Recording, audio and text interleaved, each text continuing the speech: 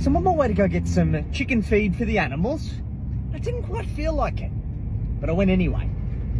I made a post today around discipline and the habit of follow through.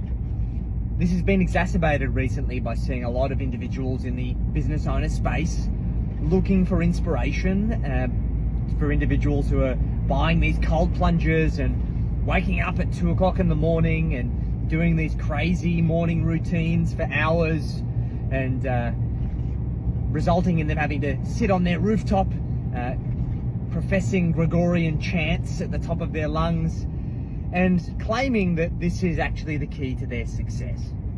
These are tactics. These are not tactics of success. These aren't the crux of success. These are tactics of success. In fact, it's safe to say that these things are byproducts of the precursors that result in success for most of us as business owners. Now, I have a multi-seven-figure business. I've created many multi-seven-figure businesses over my career. I've helped countless of my clients do the same. I'm now writing my 6th book. I've been able to help thousands of people amass over $2 billion in combined wealth. And I've been able to create financial freedom at 34. I've been able to do plenty of things that for many individuals they spend their entire lifetime dreaming about. And I've been able to make them happen, all without having to get into a single cold plunge. Now, do I believe that just because I don't do cold plunges, that is the result of my success? No, I can actually pinpoint it down to one particular skill that I've been able to master and that has allowed me to be able to create all of the success that I have created. It's also the exact same reason why I'm going to buy chicken feed now. Now, what I've broken this down into is that for most individuals, we find ourselves having this inspiration to do something, whether it be going to the gym and getting fit, or eating healthy, or running a marathon, or launching a business, or scaling to 7 figures, or whatever the aspiration may be. And then as soon as we go to do the work, to take the next logical step, we have this little voice in our head that tells us that it's okay, you can start tomorrow. No one's gonna care. It's not that big of a deal. You don't really want it that much. It's not that important to you.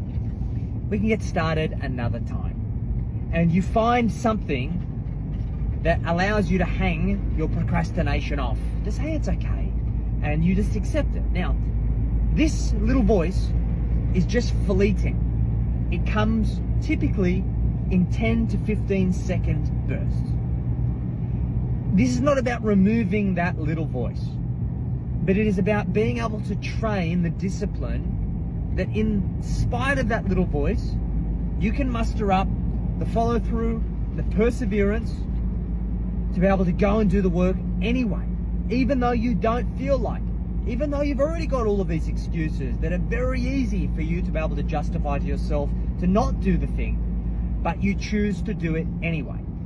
It's only for 10 or 15 seconds. I can compare it, even though I've never been a smoker, from the people that I know that have smoked and given up smoking. The cravings are only for that like 10 or 15 seconds, right? And as long as you can get through it, then you can fight the urge and you can get to the other side.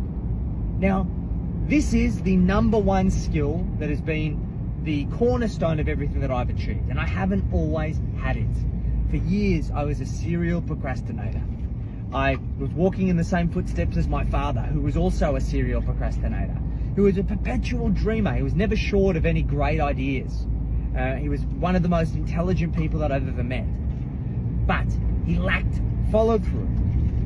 And for years, I was doing exactly the same. That I'd have these aspirations, I'd have these dreams, but I would always be able to find a reason to not do the work that was required. And when I acknowledged this, and I was lucky enough to stumble across it, I started really, really small. And it may sound interesting that all of my procrastination, the root of my procrastination, and then how I solved it, was hitting the snooze button every morning.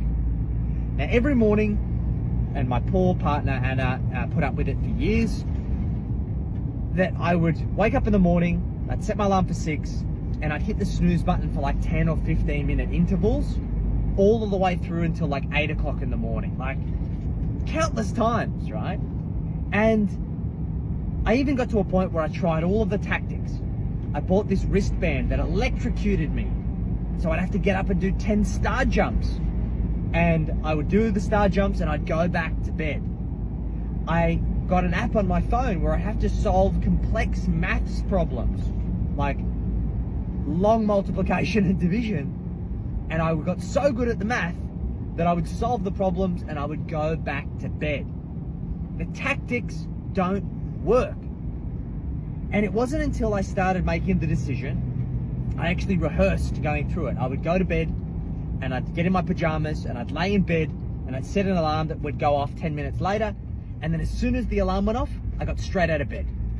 I was rehearsing. And then when I felt like I was prepared enough, then in the morning I'd do the same thing. Okay, as soon as that alarm goes off, I get up and I don't go back to bed. And as soon as I get up, for that 10 to 15 seconds, there's that little voice in my head that tells me, hit the snooze button, it's okay. No one cares. You're your own boss. No one's going to worry about it. No one's being affected. This is a victimless crime. But I push on anyway. And I started with that. And I started creating rituals. And throughout every single aspect of my life, if there's something that I want to do, I set the intention, I identify the trigger, I allow for the little voice in my head to go off to tell me not, and I push on in spite of it. And this is the crux of the vast majority of people, of what they're lacking that is getting in the way of their business success, their personal financial success, and even their individual success as a human being for achieving what they want in the world. The best things in the world are difficult. And getting comfortable with the fact that you are going to be shit at those things until you do the reps, and potentially, maybe one day you stand a chance at getting good, but you continue to stick at it anyway, is really the main secret to success. So fuck the plunge pools. If you want to endure that level of torture, then you're more than welcome to. But it needs to be the catalyst for a lifelong behavioral change, not just another fad tactic that's going to lead you astray. Let me know your thoughts.